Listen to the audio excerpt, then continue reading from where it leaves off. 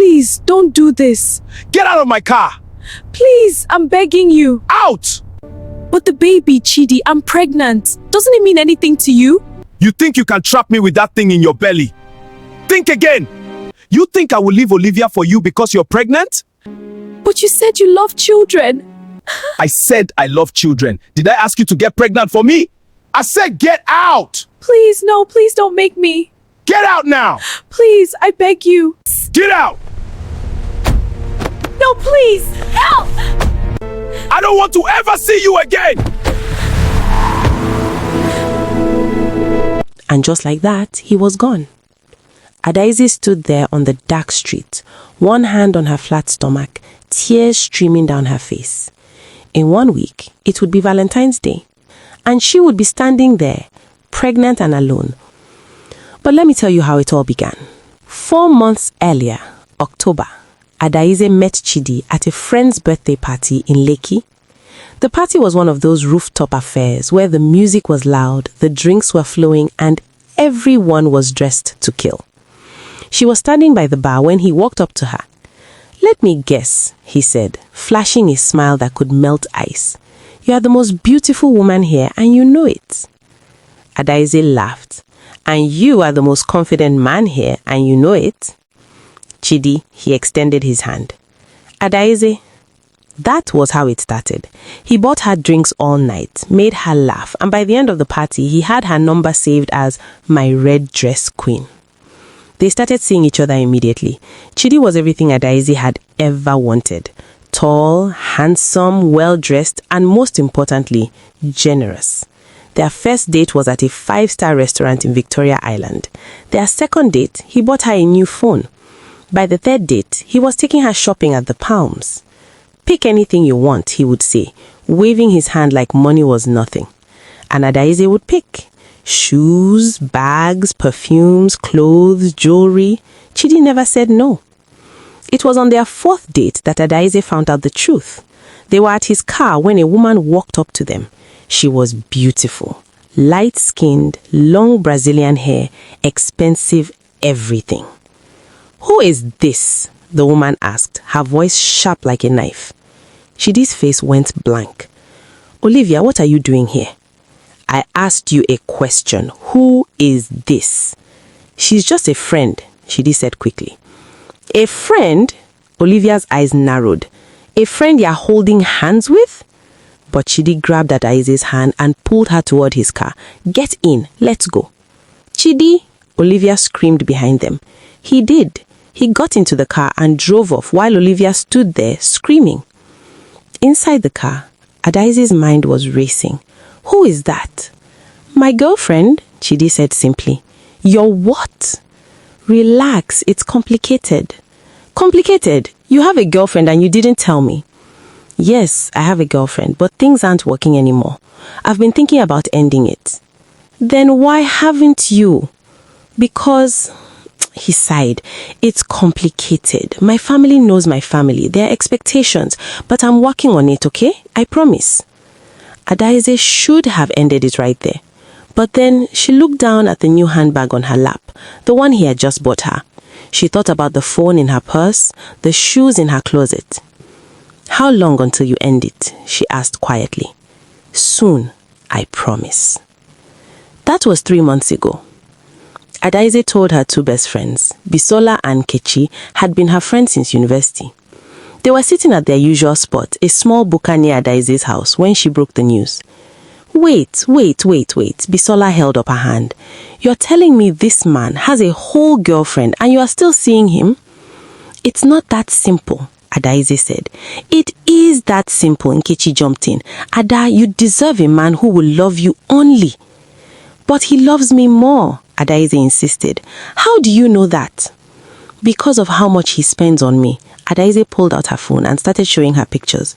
"Look at this bag, 150,000 naira. This shoe, 80,000 naira. If he didn't love me, why would he spend so much?" Bisola and Kichi exchanged glances. "Ada," Nkechi said gently, "money is not love." "Easy for you to say," Adaeze shot back. "Your boyfriend doesn't even buy you airtime most of the time." Nkechi's face fell. "Ada," Bisola snapped, "that was uncalled for." I'm just saying the truth. Look, I know you girls are concerned, but I know what I'm doing. Chidi and I have something special. But as the weeks went by, soon never came. Adaeze kept seeing Chidi. He would pick her up in his Lexus, take her to nice places, buy her expensive things. But he would never let her post him on social media. He would never spend the night. I have to go, he would always say. Why? It's only 9 p.m. I have things to handle. I'll call you tomorrow. And he would leave every single time. Still, Adaeze convinced herself she was winning. After all, she was the one getting the gifts. She made sure her friend knew it too. Chidi bought me this yesterday, she would say, showing off a new necklace. Bisola would smile tightly. Nkechi would change the subject. December arrived and Chidi was busier than ever. He would cancel plans last minute, citing work or family obligations. Is everything okay? Adaeze asked him one evening. Yeah, just stressed. Are we spending New Year together? He paused. I don't think so. I have family stuff. What about Christmas? Ada, I told you, family stuff. Christmas came and went. Adaeze spent it with her family, waiting for Chidi to call. He sent a text at 11 p.m. Merry Christmas, baby. Sorry I've been busy. New Year's Eve was worse. At 10 p.m. he called. Hey, baby, I can't make it tonight. What? Why? Family party. My parents are here. He hung up before she could argue. Adaeze spent New Year's Eve alone, scrolling through Instagram. She saw Bisola's post, her and her boyfriend at a beach party. She saw Nkechi's story, her and her boyfriend at church. And then she saw it. Chidi's Instagram story. He was at a party, a big fancy party, and right there next to him was Olivia, laughing, her hand on his chest. Adaeze felt something break inside her. The next morning, Chidi called her. Happy New Year, baby. Her voice was flat. I saw your story. Silence. Ada, it's not what you think. You lied to me. It's not what you think. You said you had a family party. You were with her. Her family is like my family. It's complicated. Stop saying it's complicated. Adaeze's voice cracked. Stop saying it's complicated. You are choosing her over me. Then maybe you should leave, Chidi said coldly. The words hit her like a slap. What? I'm serious. If you are not happy, leave. Nobody is forcing you to stay. He hung up. January moved slowly. Then, one evening in mid-January, Bisola called an emergency meeting. Girls, we need to talk. They met at their usual spot. Bisola was practically glowing. I think Femi is going to propose, Bisola said, grinning. His friend hinted at it, and Valentine's Day is coming. Nkechi squealed. Wait, Tunde's sister told me something too. She said Tunde has been saving money. She thinks he's going to propose on Valentine's Day. Both girls were screaming, hugging each other, talking about rings and weddings, and Adaeze sat there frozen. Both of her friends were getting engaged on Valentine's Day. And what did she have? A man who wouldn't even claim her. That night, Adaeze's mind raced. She thought about everything Chidi had ever said. And then she remembered. It was back in November, one of their late-night drives. I want kids someday, he had said. A son, someone to carry my name. At the time, it was just talk. But now it was a solution. If Chidi wanted a baby, she would give him a baby. And once she was pregnant, he would have to choose her. The next day, Adaeze stopped taking her contraceptive pills. 3 weeks later, it was the first week of February. Adaeze stared at the 2 pink lines on the pregnancy test. She was pregnant. Her hands were shaking as she took a picture. This was it. This was her ticket to being chosen. She called Chidi immediately. Hey baby, can we meet? I need to talk to you. I'm busy right now, but it's important, please. He sighed. Fine, I'll pick you up in an hour. When Chidi's car pulled up, Adaeze climbed in, her heart pounding. He didn't even look at her. What's so important? He asked, eyes on his phone. Chidi, I'm pregnant.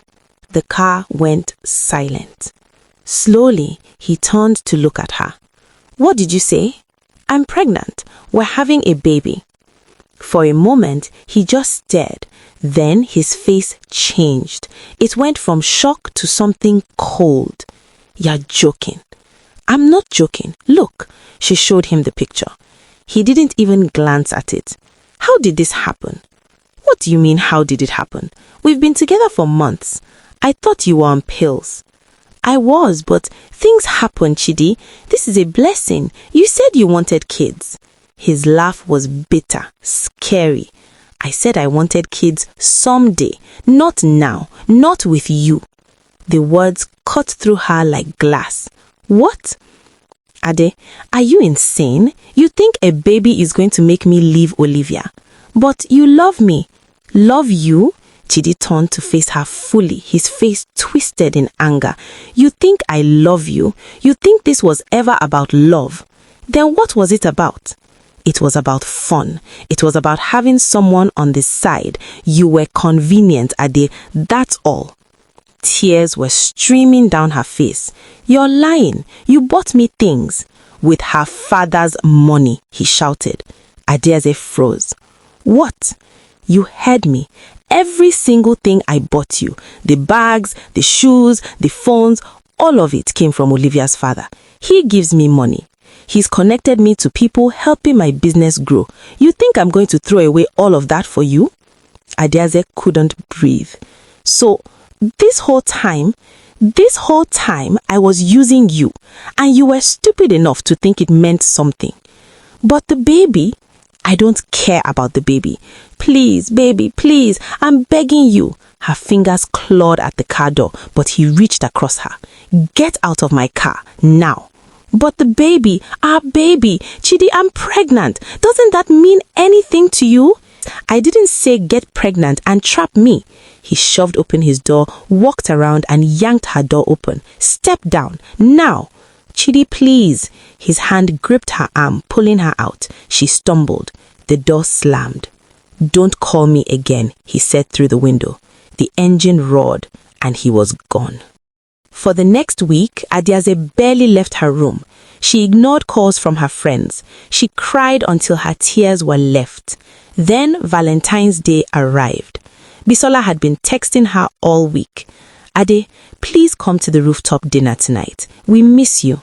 Finally, Nkechi called. Ade, if you don't come, we're coming to drag you out. We love you. Adeaze looked at herself in the mirror.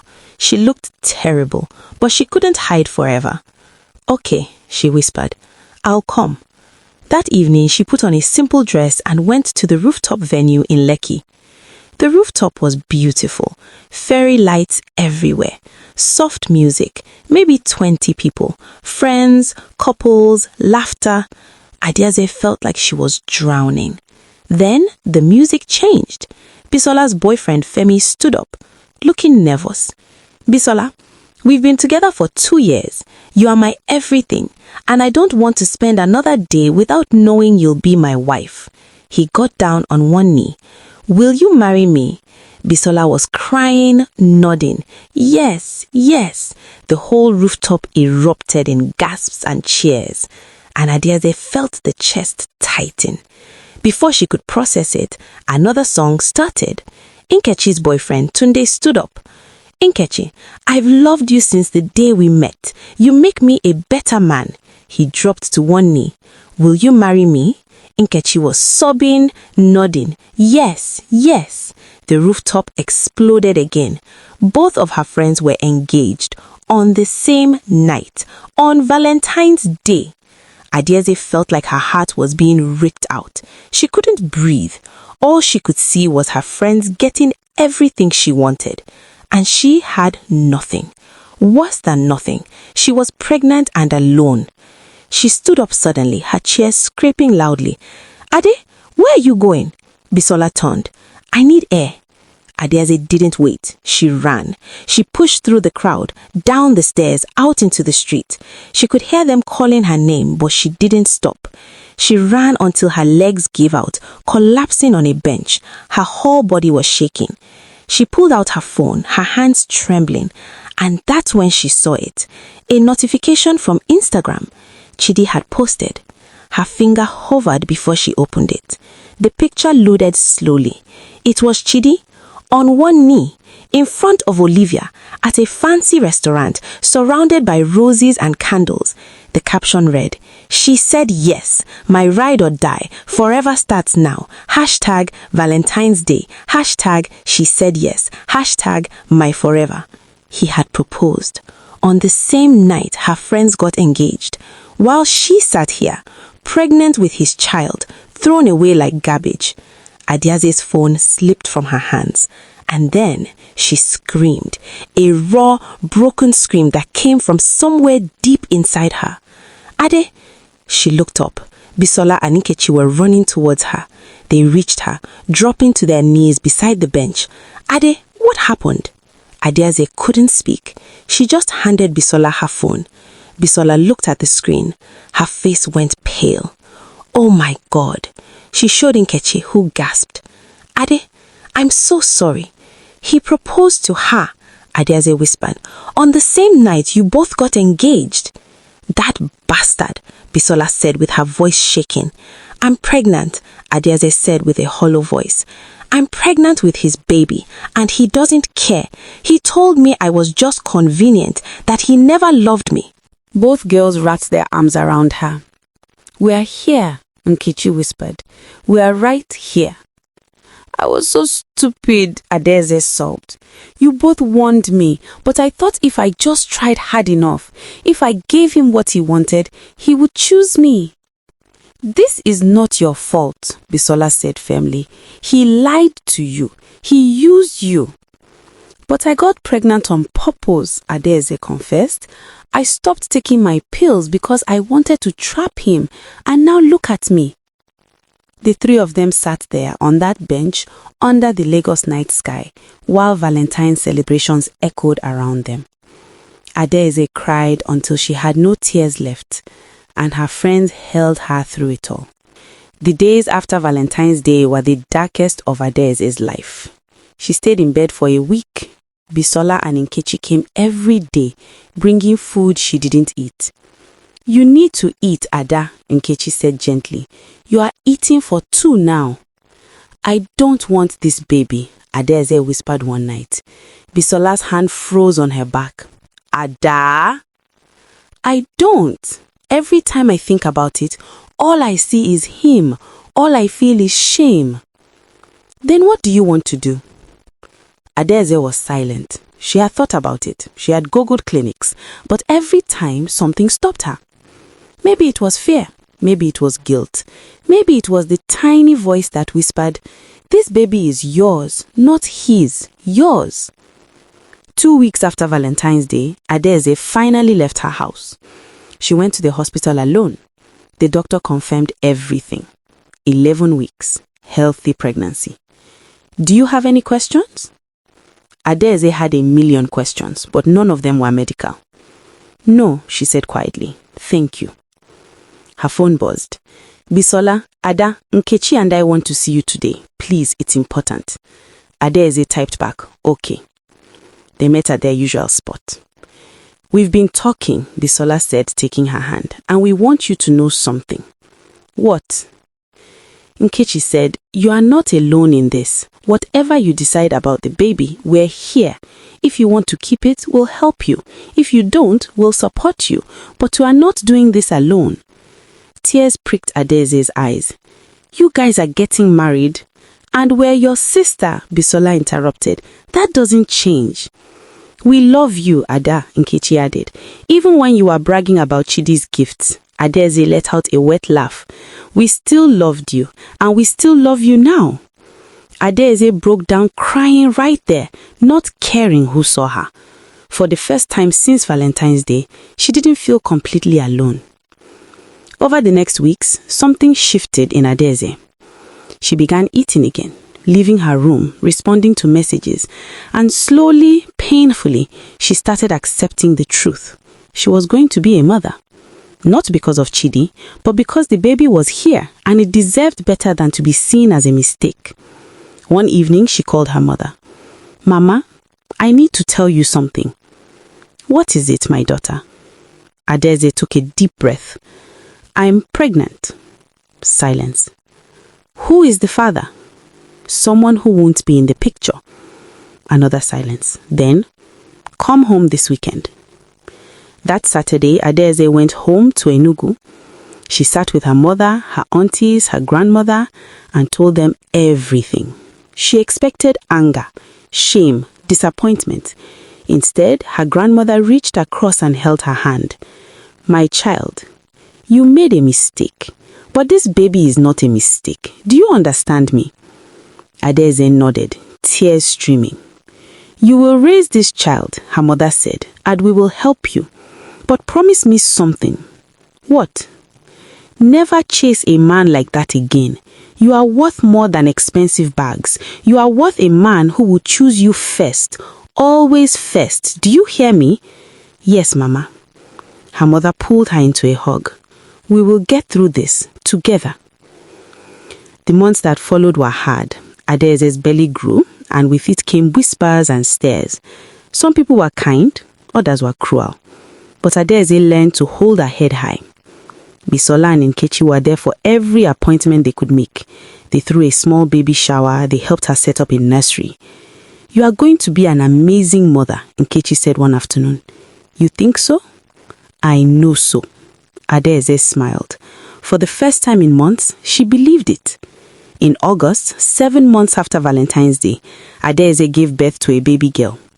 She was tiny, beautiful, with a head full of dark hair and lungs that could wake the entire hospital. Adaeze held her daughter and wept. Not from sadness, from something else, something new. What will you name her? The nurse asked. Adaeze looked down at her daughter's face. Chidera, she whispered. God's will. Because this baby, born from a mistake, from heartbreak, was here for a reason. And Adaeze was going to make sure her daughter grew up knowing she was wanted, loved enough. 3 months later, Adaeze saw Chidi one last time. She was at the market with Chidera strapped to her back when she spotted him across the street with Olivia, laughing at something on his phone. He looked the same, happy, unbothered. For a moment, the old pain flared up. But then Chidera shifted on her back, making a small sound, and the pain faded. She didn't need Chidi to acknowledge this child. She didn't need him to choose her. She had chosen herself, and that was enough. Adaeze turned and walked away with her head held high, her daughter sleeping peacefully. She never looked back. A year later, Adaeze sat in the same buka with Bisola and Nkechi. Bisola was worried now, glowing. Nkechi's wedding was in 2 months, and Adaeze, she was working 2 jobs, raising her daughter, building a life she was proud of. How's my goddaughter? Bisola asked, reaching for Chidera. She's perfect, Adaeze smiled and said. And you? Nkechi asked carefully. How are you? Adaeze thought about it. A year ago, she had been broken, desperate.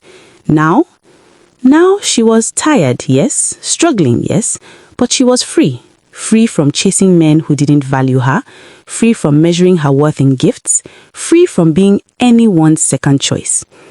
Adaeze looked at her daughter, her friends, her life, and smiled. It wasn't the life she had imagined, but it was hers, and it was enough. If you enjoyed this story, please don't forget to subscribe to Oma's African Tales, like this video, and share it with your friends and family. Comment down below and tell us what you think. Have you ever made a desperate choice for love that you regret? Where are you watching from? We really would love to know. Also, do you think Adaeze made the right choice keeping her baby, or should she have walked away from everything? Until next time, remember, your worth is not determined by who chooses you, but by who you choose to become. Goodbye.